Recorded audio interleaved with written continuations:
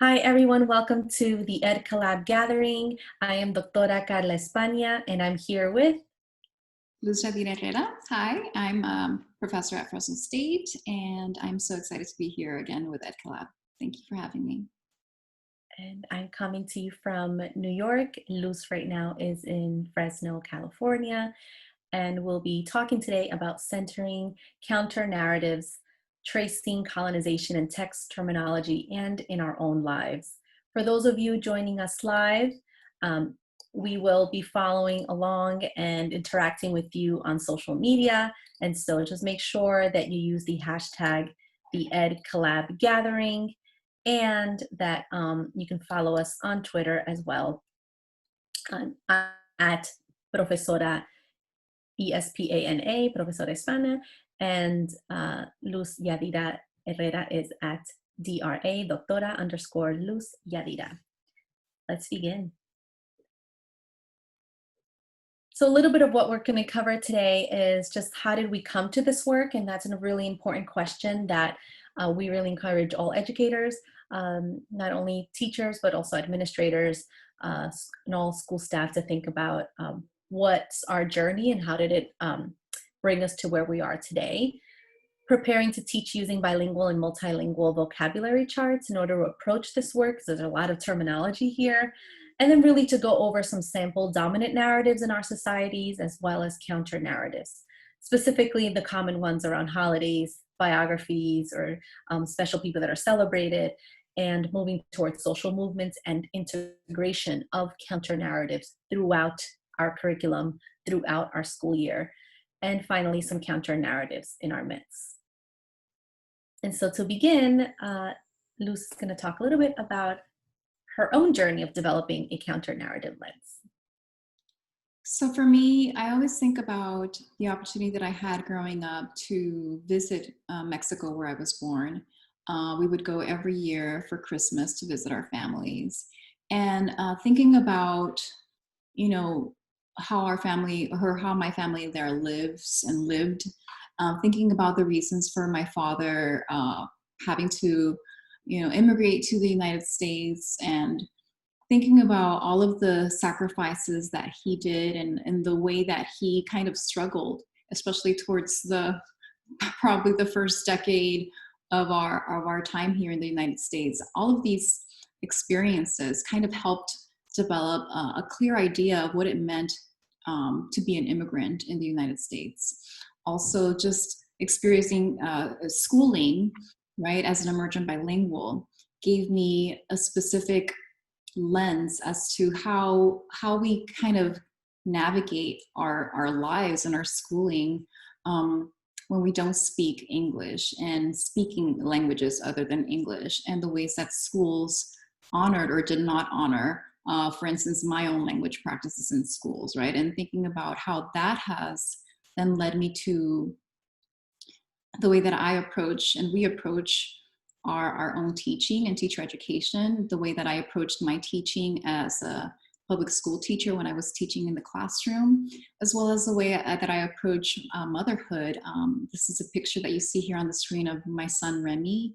And being a mother of a bilingual and Black biracial child gives you a specific lens, right? And so that has all been part of this journey that has led us to just our positionalities, right? And in terms of like developing how we approach everything that we do in this work, and how we were thinking about just even approaching this webinar today.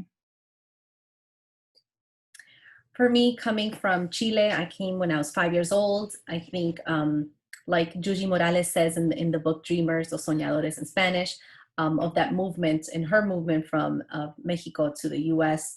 And she has that line of she and her son became migrantes or migrants. And for me, the identity of coming from Chile to the US and living as a child as an undocumented immigrant really helped me. To this day, it always helps me return to this developing this counter narrative lens of how this country positions immigrants and the dominant narratives around immigration and policy, and how especially with this latest administration and previous one on the amounts of deportations and how children are treated who come from other countries. So uh, I think that's been a huge identity in my life, and that helps me develop this counter narrative lens as I became documented and started traveling back to Chile and had this other kind of perspective of appreciation for that kind of privilege and ability to be able to travel back and forth, and also the nostalgia. No? Like I grew up with all this extreme longing for family, for connection, because so much of that was missing. And then that picture of me dancing folklore in Chile, really, I'm thinking a lot about my identities, about how I fit in certain spaces, especially coming to the US and then going to schools where that kind of happy Carla and like participating Carla and dancing and all of that took a while for that to develop and for me to feel like I could fit in, because my schooling was all in English Monday through Friday. Saturdays was in Spanish, so I could keep dancing in the Escuela Argentina with their folklore y música that was that I got to participate in and learn from. But it was really difficult as a child, and so not only have I grown up developing those counter narrative lens, but I'm also thinking about as a teacher and as a teacher educator how now that gives me another way to think about my own students' journeys and how their own lives are positioned, or how they're viewed by other people, and how do they react to those dominant narratives that might view them as different or as other. It was very othering kind of narratives out there for, especially with the children that I've taught and worked with and continue to teach. And so these are some of the texts also influence our own journey, as Luz and I were in the same doctoral program for several years. And so we grew up together kind of in our teacher journeys intellectually and writing as writers as well. That led us to collaborate in our book as well. That's for teaching bilingual Latinx students, and we'll share a little bit of that with you today. So not only books, experiences, our families, as you know, both mothers raising bilingual children, also podcasts are there, and the Disrupt Text movement that has been a big part of us developing our perspectives and our text lists, and really thinking beyond just text, and really thinking about how are we supporting children and loving children and developing not only text set lists, but also pedagogies that are sustaining for our children.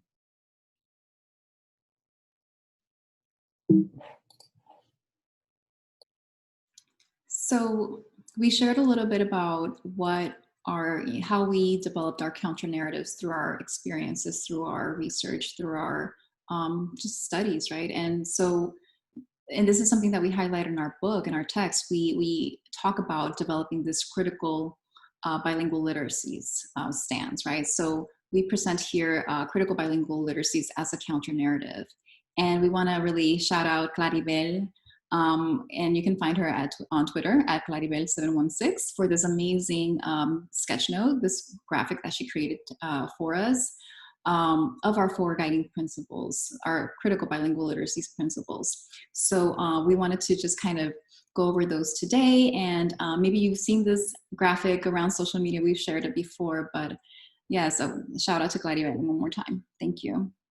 So first one, we want to encourage teachers, pre-service teachers, in-service teachers, educators in general, right, to constantly self-reflect on language ideologies that they may hold, and really engaging with the texts, right, with texts that help them reflect on these classroom experiences, right, and research on bilingual practices that help these or that help educators to be in constant self-reflection. We also want to encourage a practice of all educators to practice a pedagogy that really focuses on unlearning specifically about this concept or notions of linguistic supremacy that we often hold and are really harmful for minoritized student speakers. And so the other part of this, or the other principle, is also analyzing linguistic practices, literacies, and power, and thinking about the ways that we might be promoting or supporting in many ways, right, harmful practices. And finally, celebrating bilingual Latinx linguistic practices. How do we create, for instance, translanguaging spaces for students to bring their entire linguistic practices into the classroom for the teaching and for the learning of all students?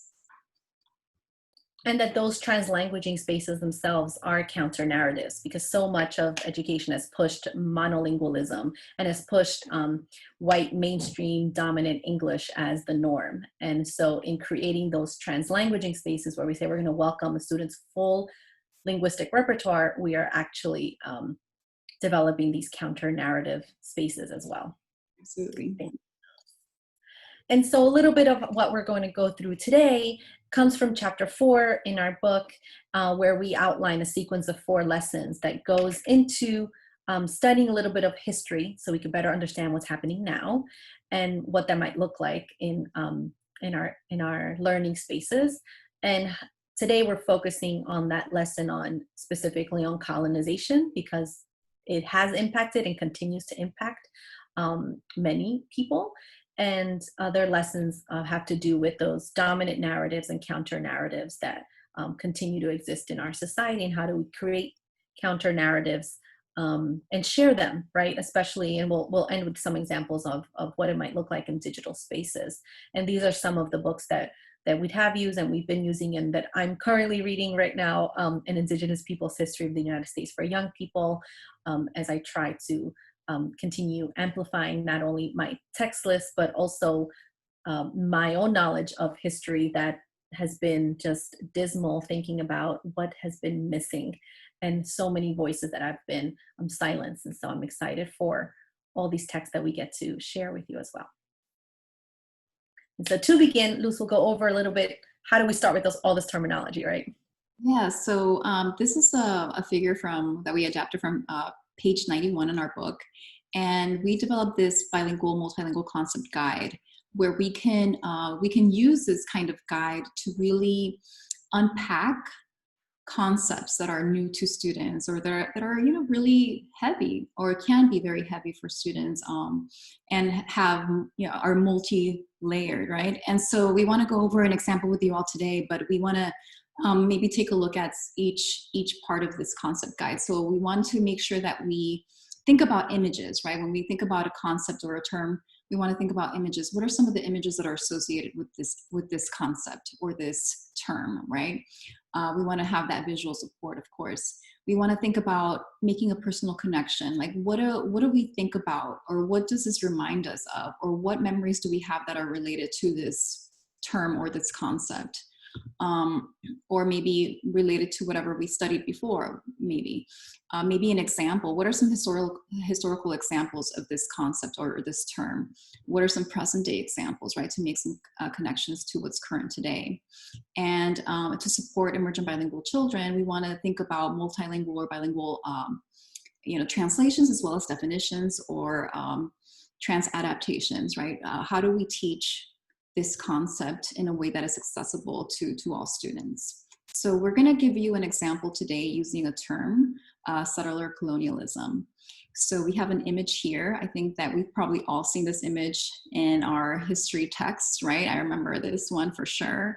And it's a very powerful image. And it's something that we can use as an example, right, that embodies settler colonialism.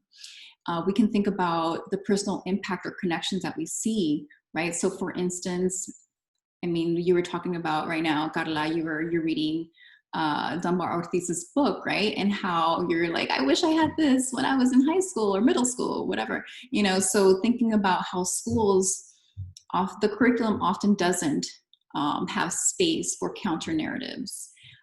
Like Dunbar Ortiz's book, right? And thinking about how we can create spaces in the curriculum to teach these counter narratives and teach the connections that might be important even to present day. So thinking about the examples here that we list, of course, we have Manifest Destiny. We think about, when we think about this term, settler colonialism, we think about indigenous genocide, right? We think about the effects of the Carlisle boarding schools.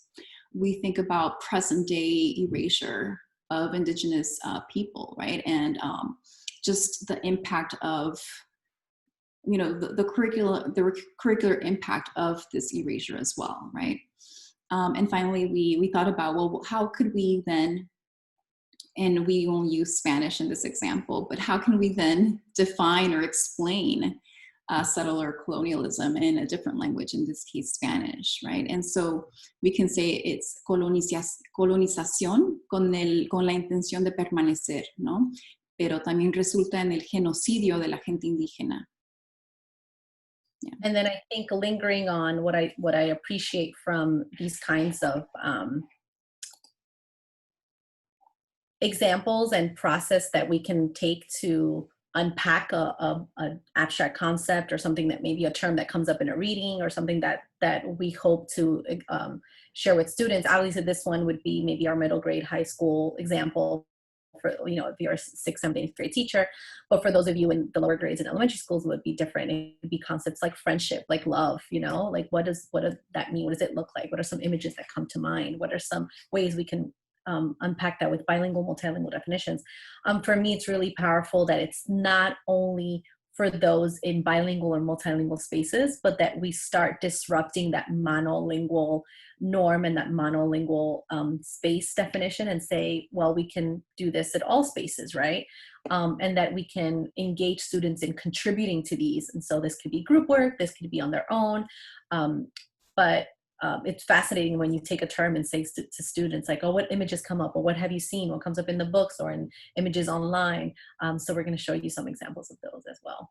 And I love the idea of like having students, obviously like contribute or collaborate on creating these concept guides with you, right? Because they can come up with amazing ideas and examples of present day, connections, for instance. So that's like the first, when we were creating this, the first image that, I'm reading this book, but I've also been reading a lot on Puerto Rican history and then books by Puerto Ricans. And I was just thinking a lot about the image of the current leader in the White House right now throwing the paper towel to people in Puerto Rico after hurricane. And we were just shocked about like the extent of or the lack of support and just, all of that.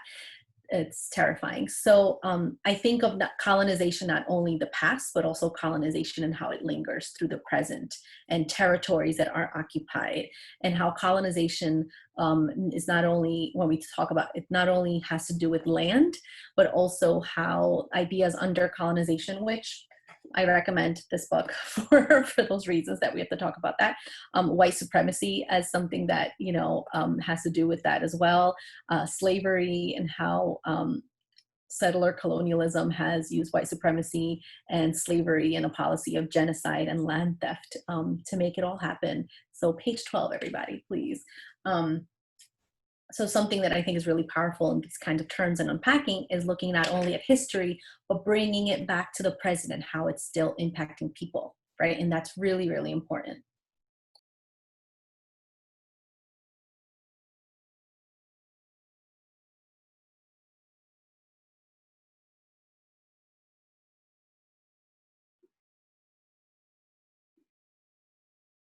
Okay, it just took me a while to find my mute button again.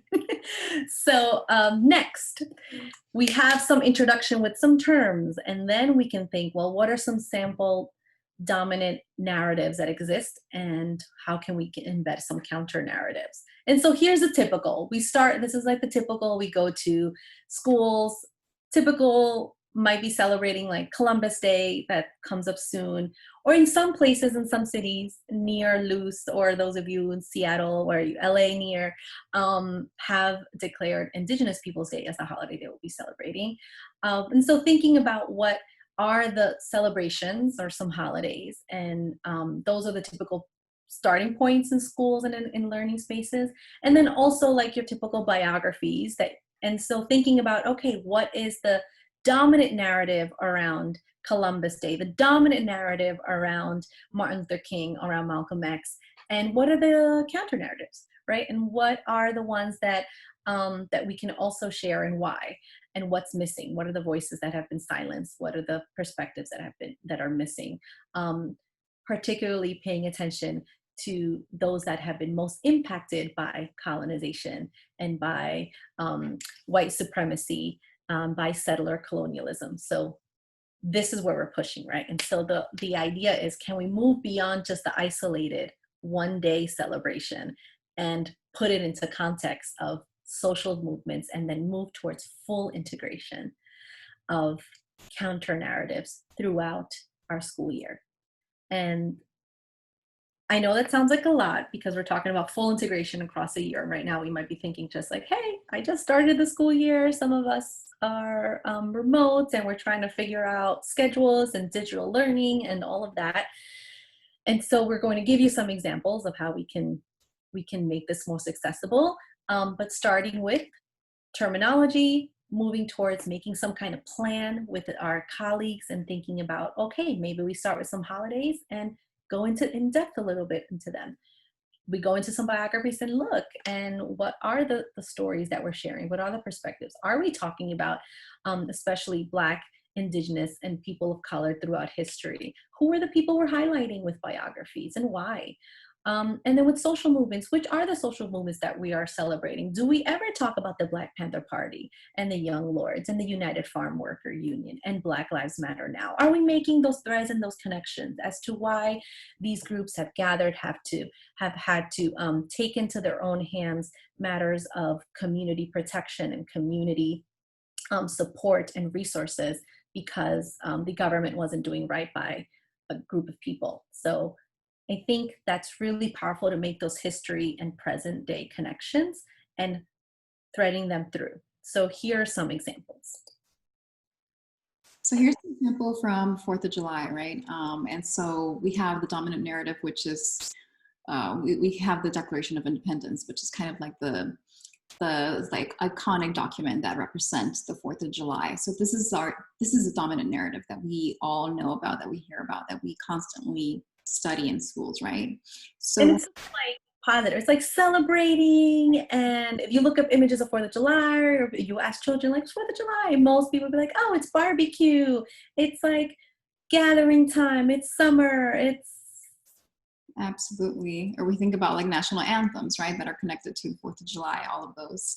But when we think about then the counter narratives that exist, right, we can think about how, you know, for Black people, 4th of July doesn't mean the same thing, right?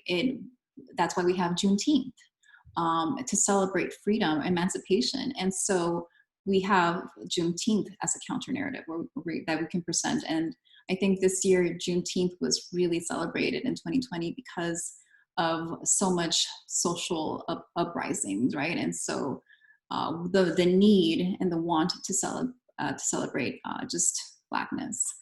We also have children's books that can support the learning of this counter narrative of Juneteenth that we recommend. And of course, we have the classic a text by Frederick Douglass, "What to the Slave, you know, is the 4th of July." And so we can also think about present day narratives, and we can't think of present day without like thinking about memes and how memes have just, you know, become part of our everyday lives. And so we have here, of course, Black Panther, played by Chadwick Boseman, who is resting in power, and is now in, you know, part of our celebrated ancestor, I guess. But you know, we have this meme from Wakanda where, you know, celebrating 4th of July. No, not really here in Wakanda. This doesn't happen here in this world. But so we have memes that are present day counter narratives. We also have movies, like for instance, Miss Juneteenth, which just came out this year, which is a film that kind of also presents this historical it just presents historical narrative about what is Juneteenth all about. It's set in Texas, where Juneteenth emerged, and just a celebration of what it looks like to celebrate Juneteenth in the present day.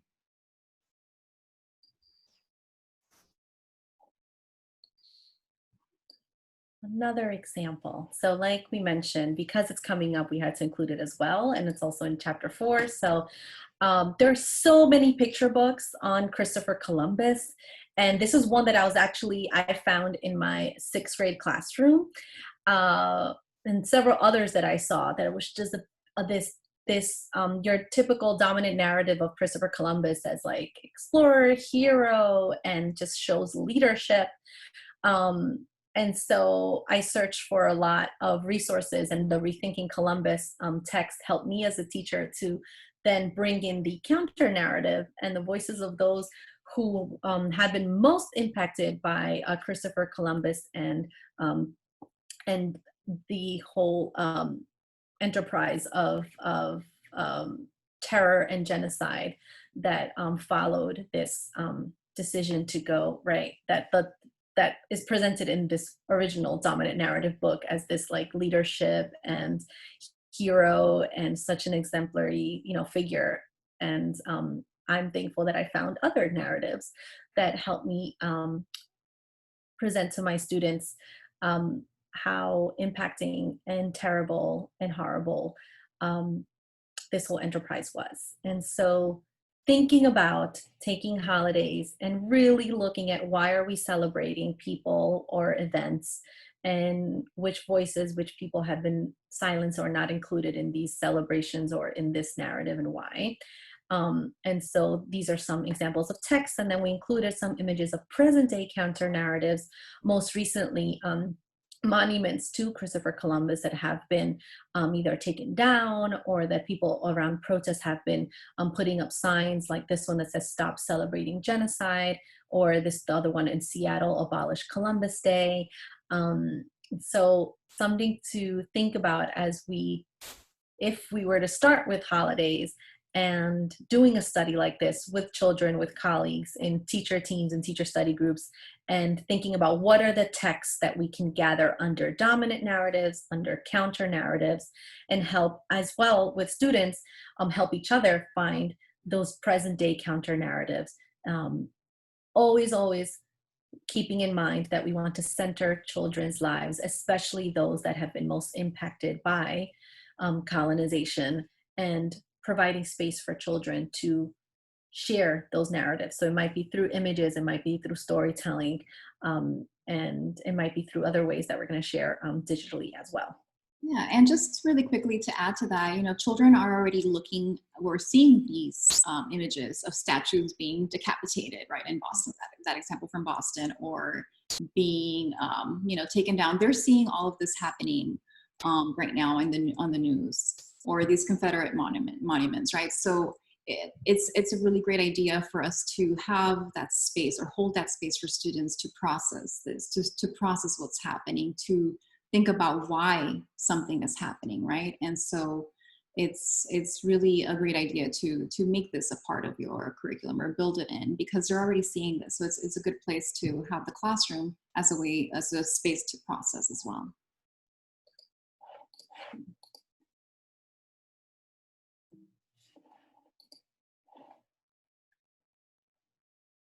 And we also want to highlight some social movements that are counter narratives, right? So we have a couple of examples here. We have, for instance, the Black Panther Party, and thinking about, why we had the Black Panther Party, like what it did for the community, what it meant for the Black community especially, and thinking about why it was essentially dismantled, and how it might have been seen as a threat, right? Or maybe even anti-American from one perspective, from the dominant narrative perspective, but can be seen as a community necessitative as a counter-narrative, or from the counter-narrative perspective. We have, for instance, the Black Lives Matter movement, which is our current present day sort of movement that is about Black empowerment, and thinking about protecting Black lives, and the necessity, right? It really emerged as a necessity to protect Black lives, and in declaring that Black lives do matter. And I'm thinking also about with the Young Lords Party. I've had these conversations with students about their decision to occupy and take over the space at a Methodist church in El Barrio, New York, and providing services for the community that weren't being provided in the community, right? Whether it was clothing, food, as as we also saw with Black Panther Party as well. So for me, it's important not only to see um, how these groups were providing services that the government wasn't providing for groups of people, especially we're here specifically talking about Black, brown people who weren't provided these services. They weren't being protected. They weren't being provided food and adequate health care as well. But also seeing the threads across, right? So it's not looking at these in isolation, but studying these kind of social movements as counter narratives throughout a school year really would show students, children, that there's a pattern here. And there's a pattern here where if we have something like the Declaration of Independence or some, a line, you're like, we the people, who's we the people? And who are the people that are being protected? And who are the people that get to celebrate freedom? And, you know, um, and the whole like narrative around that. Because as we see throughout these social movements, we're talking about groups of people that haven't felt protected, that haven't felt celebrated or loved or affirmed in this country throughout history through to the present moment. Like this is not something that we're talking about in early on as colonies were coming together and land was being taken away from indigenous peoples here. We're talking about something that began and has continued. And so that's why we included also here No DAPL movement. We are highly concerned that in curriculum, sometimes we begin with these narratives that are your dominant narratives. We begin and we end there. And so with this talk, we just wanted to bring some examples. And one example that is clear to me that's just really, really fresh in my mind, because it's just happened this summer. I was planning with teachers for their curriculum to start the school year, and they wanted, I want to say it was the seventh grade team. So I'm trying to think of their social studies and language arts integration. And it was, I believe it was a seventh grade team that wanted to start with like explorers. And so something like the explorer unit. And I was like, well, let's think about that word, and let's think about those people, and let's think about why would you start with that, and are you talking about those who actually lived on this land before those groups of people came? And so we developed, and I'm really, really thankful I got to support them with this, a whole text set, which we'll share a little bit at the end, some resources, a whole text set on current day Indigenous artists who are just using their art as a platform to tell stories that many students haven't seen in like textbooks, right? And so that for me was a powerful place to, to call attention to something that's really wrong in our planning, that's wrong in our text selection, it's wrong in our approach to teaching. It's like something's missing here in this planning. Well, let's do something different, right? So that's something that we were just thinking a lot about in making these connections so that students can see like what's happening now has connections throughout history. And we want to make sure that we are now offering spaces as teachers for children to also share their counter narratives and what they're learning in different ways. And maybe already you have this. Maybe you have some of these texts. Yes. Maybe you're like, I have a few. Maybe you have some counter storytellers on your shelves, right? Maybe you're already starting to collect some on your digital shelves. Wherever you are in this process, we give you some recommendations here. In our book, we have a lot of text recommendations, but here's some points besides starting with your holidays. Maybe you have some biographies. Maybe here are some that, like, I'm going to be honest with you. I teach in New York. I was a teacher, a middle school teacher in New York in a bilingual setting, and now I teach middle grade most summers in a middle grade program, and now I do teacher ed during the fall and spring semesters.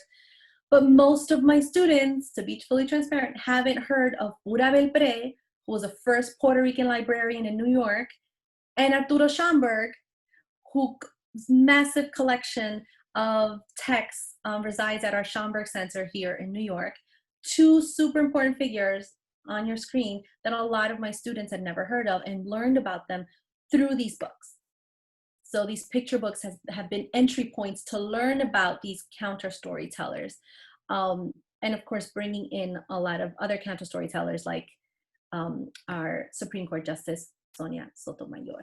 So I hope you started collecting these. You have some of these. I know Luz got some of these too. Yeah, and maybe when you reach out to us on Twitter and use the hashtag #BEdCollabGathering, maybe you can share with us some of the counter storytellers on your shelves or counter storytellers in your lives that have had an impact on you. So yeah, share with us some of those. And so what are some other dominant narratives that are being shared now, right? And how can we counter those? Or what are these counter narratives and what do they look like? So we already talked about some of these, right? We talked about some celebrations, some counter narratives are Juneteenth, right, to the 4th of July. We have Indigenous Peoples Day as a counter narrative to Columbus Day. But we also have so many different counter narratives on social media. Social media, I think, is probably one of the major ways that we are able to kind of really spread the word on all of this, right? And so Black Lives Matter, of course, Me Too, Say Her Name, No Kids in Cages, all of these are counter narratives. And the hashtags kind of help us keep track of how, where we're at, where are the policies, right, that are supporting or not supporting these? What are some of the actions that we're taking to demand some of these changes? So we can use social media to keep track of that. We can also think about how artists, right, are presenting counter narratives. We have Kehinde Wiley's artwork, of course, Titus Kaffar, amazing artists that really present these powerful images or bring this powerful art that are counter narratives. And one of my favorite ones on Instagram is Broods. If you know of him, he's a wonderful counter narrative artist, digital artist. And we also have media examples. So for instance, one of our favorite podcasts is NPR's Code Switch podcast, which presents ideas about race and language. So there's plenty of counter narratives that we can learn from that. Yeah, anything else, Carla, that you can think about? Well, no, that now that you put the 1000 Black Girl books, the Marley Dias book campaign on my to-do list is to watch the Celebrating Black Voices, the Bookmarks Netflix series with readings of Black books by Black artists, by Black authors, hosted by Marley Dias as well. So that's something that's on my list. We actually just watched an episode, the one with Remy. He was so excited because he had the book by Derek Barnes, and we were following along with the text, and he was following along the reading from the Netflix series. Is Derek Barnes' book, The Crown? Oh my gosh, I'm like blanking out on the. Yeah. So he was so excited that he had the book in front of him and he was like following along. He's like, and then we're talking about like, he actually doesn't like his experiences in the barbershop. So I'm trying to like, make it more exciting for him because he doesn't really like that experience. So I hope he can get over his barbershop like fear. And so you were reading Furquan's First Flat Top. You told me that was the other book you're reading. First Flat Top, because again, I'm trying to like reinforce the idea that, barbershop is the barbershop as a place, right? It's such an important, I don't know, I don't want to call it an institution, but just like a place for the Black community. And so I just want him to embrace that part as well, that experience. I can't imagine Remy just reading his book and watching the series. It's like, get fancy, so cool. It's like you have the screen with the book. That I think Caleb, one of the a young actor, Caleb, I know. Oh, from Stranger Things? Yes, ¿cómo se llama? Sí, el apellido se me fue. Pero bueno, load up the final slides and then I'll find it for you all. Lachlan, right? Yes. I reads it. I'm so bad with names, y'all. I'm sorry. But yeah. Caleb from Stranger Things. Oh, so excited. Okay, so there's just, that's the thing. There's so much right now that we can access, and I'm so glad you mentioned that kids are already engaging in this. Mm-hmm. So because sometimes, and this might come up in one of the questions online as we interact with teachers, because sometimes I get the question from teachers, it's like, well, I don't know if I should approach this topic or like to talk about. So we talked about settler colonialism in our bilingual, multilingual chart. Um, but I know for some people it might be racism, it might be discrimination, as the concept to unpack and then to talk about this through social movements and talk about it through holidays, right? And tracing that in text terminology in our lives, right? As the way to approach to get to talk about colonization, right? Um, but kids are already dealing with this, and it's not something, and we've had this conversation a lot, it's not something that our Black and brown children are, you know,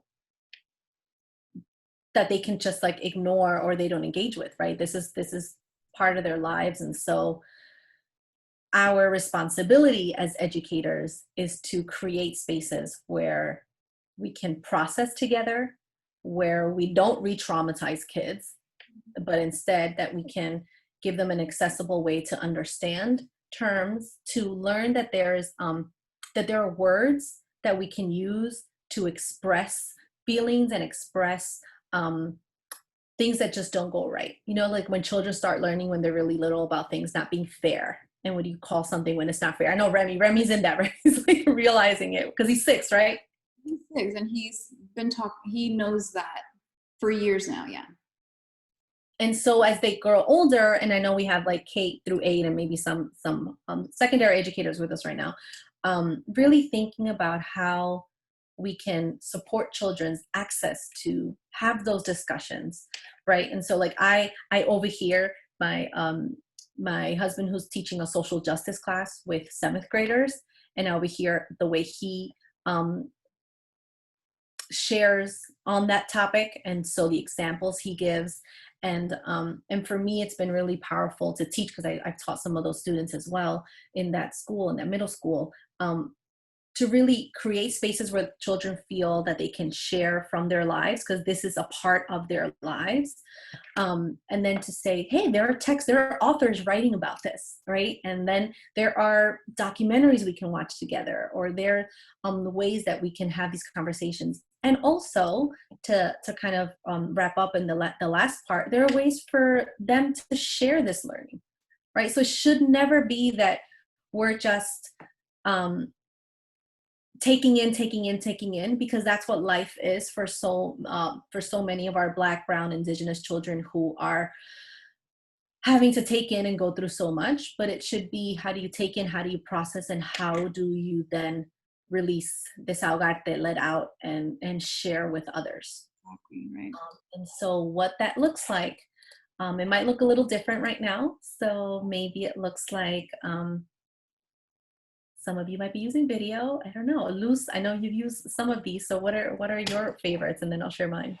Yeah, absolutely. I mean, Flipgrid is always a favorite, and I know that a lot of you are using Flipgrid as a tool, and remote instruction is a really helpful tool, and it's really accessible, right, and pretty easy for a lot of students to use. So definitely Flipgrid. And we know the kids are using TikTok, you know, and IG came up with their own kind of version, which is called IG Reels. So we have to kind of get to know that as well, and perhaps offer that as a means or a medium, right, for expression.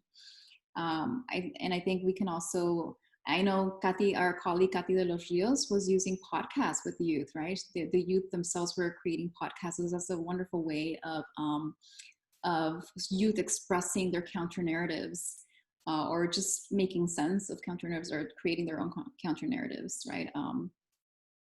Poetry posters through Canva, for instance, which is free, can be a really great way for students to express themselves artistically as well. And definitely, if you're live or later on watching through engaging on Twitter with the hashtag the EdCollab Gathering, please share with us what have you been using maybe towards this last few months in the past school year, or now as you're starting.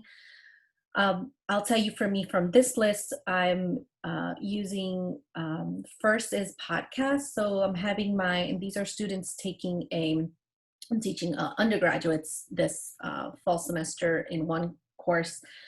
They're creating podcasts where they have conversations about books in Spanish that are children's books and young adult books. with partners. So partnering students up would be great. It's a great way to think about how we can um, help them engage in conversations.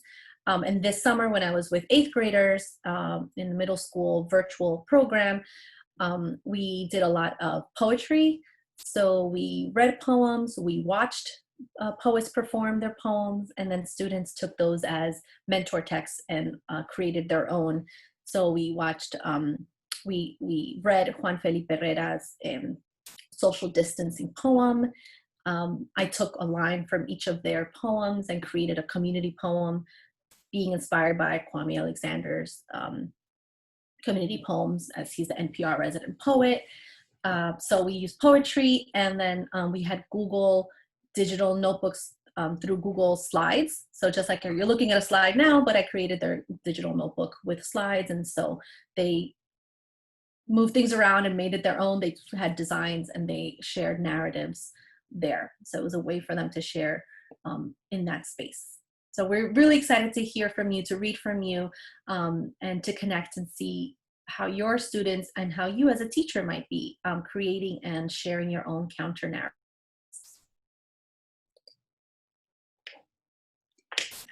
We have a Padlet that we'd like to invite you all to access, and it's our companion to our book. And you can, definitely use the scan, the picture feature on your smartphone, and scan that, and you'll be taken right to our Padlet, where we have resources organized by chapter and extra resources that might be helpful for you all. And again, you can find us on Twitter. I'm at DRA_Luz Javira. And Carla. And I'm at Profesora Hispana, which I had it wrong on the slide. So I'm going to fix it right now and put it back up, because que vergüenza, like I forgot my own Twitter handle. Different, but I didn't want to say anything. Okay. It's because I've been with like students and like, profe. And I'm like, oh yeah, Profe España. I've been like, but it's not really. It's nice. Profesora. So let me share it one more time. And don't forget, anyone else a mess lately? Like, I'm just a mess. I'm trying to keep it together for all you. For losing all of you. Hashtag the Ed Collab Gathering, so that we can keep track of your interactions with us. Yeah, thank you so much. We hope that this has been useful and helpful, and we can't wait to hear from you. Yes, so stay safe, stay healthy, and we'll keep in touch as we support one another in this work. Chao. Gracias a todos.